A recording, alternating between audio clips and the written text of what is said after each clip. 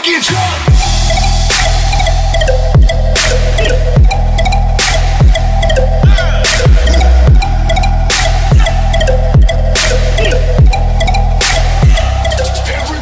Ikaro versus Datel. Datel na svém Facebooku napsal: takže pro info, jel jsem dnes za Ikarem, aby mi mohl rozbít hubu, jak říkal, když jsem přijel, tak se jen vymlouval. A já jsem nebyl první, kdo ho zveřejnil.